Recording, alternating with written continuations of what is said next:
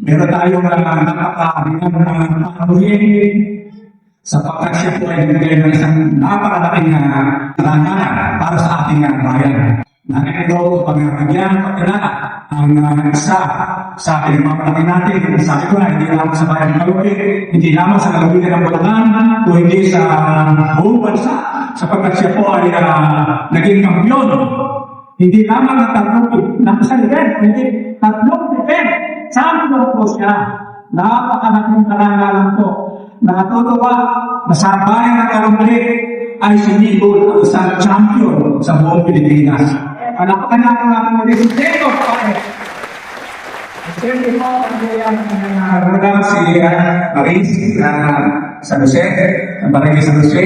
At tulad na dito para sa bayan natin ay maraming mga atleta na maaaring makamit din na katulad na nakamit ni Jacob. At siyempre, yung mga mentors niya, maguro natin, alam natin na ang lahat ng maguro, especially yung mga in-charge sport, ay tinututukan.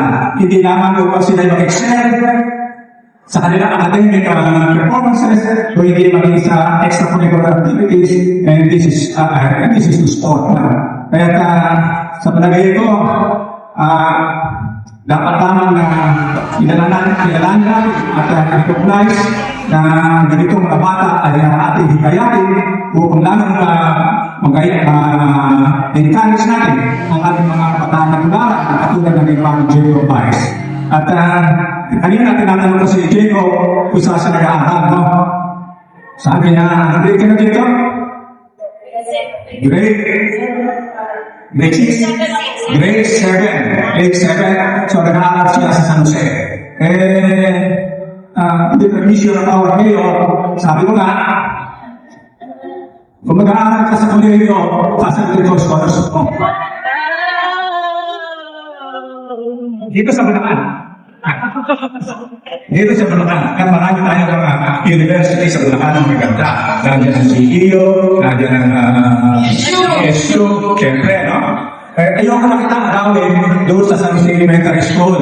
No, ako kasi ang doktor na ako ay hindi ka lumit. Pero huwag kang managis sa San Jose. Sapagkat dyan ang sinta. Di ba? Pero pag nag-college ka sa Bulacan, sasagutin ko ang scholarship mo. Huwag ka na ako ng musika. Mahaba mo siya iba. Yung iba, para na sige ko. Kaya siguro hindi ko natatagal natin ang sasalita at narito ang ating kami. Palapakan po natin ngayon na ito. Sabi ni Vice, kapag daw nag-aaral si Jacob dito, within Bulacan, sagot ni Vice. Basta wag lang medicine. Kaya ang Vice Mayor naman at saka Mayor sa lahat ng pangangailangan na kanyang nasasakupan natin ang magkatuwang sa hirap at ginhawa. Diba? Kaya, siyempre, kami, nandito kami para tumulong, magtabay. Pero siyempre, Jacob, kung ano nasa puso mo, kung anong gusto mo, magtutulong kami dito ko sa kanila. Napaka-importante kasi kung ano yung nasa puso. Medicine na.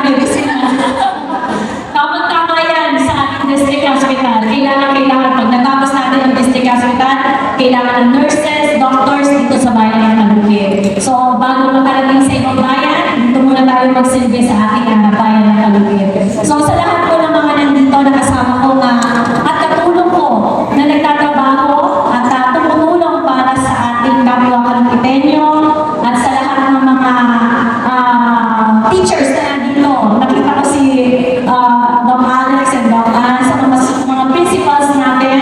Salamat po sa tanggit na pinagaling ninyo sa pasalubong. Maraming salamat po. Sa lahat ng ating PNP na nandito, sa lahat po ng mga department head, sa ating pastor, salamat po sa Words of God. Kailangan po namin sa araw-araw po na buhay natin dito sa mundong ibabaw. At sa lahat po ng mga kawalan ng gobyerno, of course, ating konsehal, ating mga Torres, ang kusina ng ating mga every weekends na nagpapakain sa buong bayan ng Caloocan. And syempre, ang aking katuwang sa lahat na talagang very proud ako na kasama ko siya sa paglilingkod sa panahon na ito, Vice Dr. Sargent Dilaria Palapakasyon natin. At ang aking mga sa senior citizens, si Amang Singh. Good morning po, Amang Singh.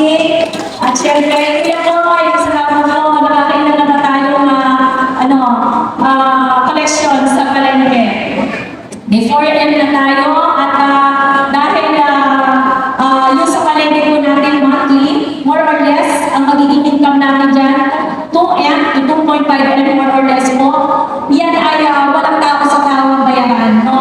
Ang ginawa po natin dyan, dahil bago palengke natin, bago ang sistema, walang magbabayad sa tao, walang magbabayad sa munisipyo rin. Ang lahat ng tenants natin, o kukuha na yung dito sa bayan, sa merkado de Carmen natin, bank to bank na.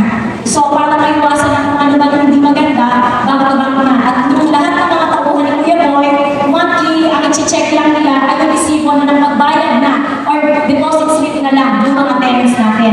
Para lahat ng income ng palengke natin diretso sa bangko ng munisipyo ng Taguig. So, ugi-ugi, uusan, uunlad, kahit kaunti-unti ang hakba, at least pasulong, maniwala lang po tayo sa kakayanan ng bayad bawat sa kalumitenyo. Kunti na lang, no? Alam ko, kahit marami pang pagsubok na dadaanan, masasabi ko nga mo, lagi mag-focus tayo sa kabutihan. No? Kahit hindi mabuti ang iba, importante mabuti tayo. Importante, kapag positibo ang isip mo, at pure intention ang gusto mong mangyari sa bayan mo at sa kapwa ko kalumitenyo, may mangyayaring maganda sa bayan ng Taguig. No? Lahat tayo, wala naman siguro na leader na mag-uutos ng masama, na gumawa ng masama sa kapwa niya. Kapag may ganun leader, nakikinig leader yun. No? Ang paglilingkod sa kapwa, ang pagbibigay ng tulong sa kapwa, yan ay walang hihintay ng kahit na anumang kapalit. Siguro, kaya yung mga imposible na mission natin dito sa bayan ng Taguig, imposible, pero ginawa posible dahil alam ng Diyos, alam ng Panginoon sa Kristo, na pure intention ang gusto natin gawin dito sa bayan natin. Kaya salamat sa inyo at lagi ko sasabihin na blessing kayo lahat sa akin at hindi ko magagawa ang mission dito sa bayan ng Taguig kung hindi tayo naniniwala. Una sa Diyos, pangalawa sa kakayanan ng bawat Pilipino. So, bago lahat, syempre, ang tagumpay ng isang kalumitenyo ay tagumpay ng isang bayan natin. Kaya pala natin natin si Diego, at dito ang aking Vice Mayor Dr. Sartan Hilario States at now, Consiel Mao. Gusto rin mo lang i-invite ang ating Supervisor, Dr. Alex, Dr. Ann, and of course, ang ating mga coaches, no, na nauna sila sa Cebu. At si Ma'am Elsie, and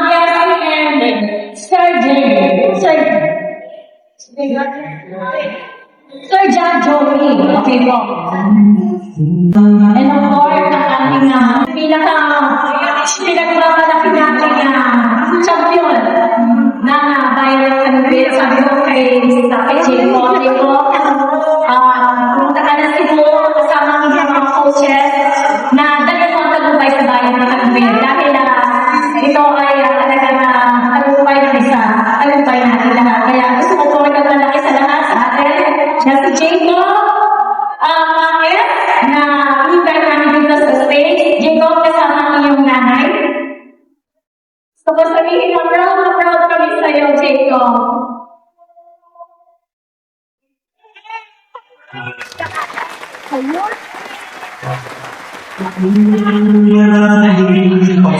At meron pong pinagtanong ang pamahalang bayan ng Taguig kay Jacob Paes, worth 15,000 pesos.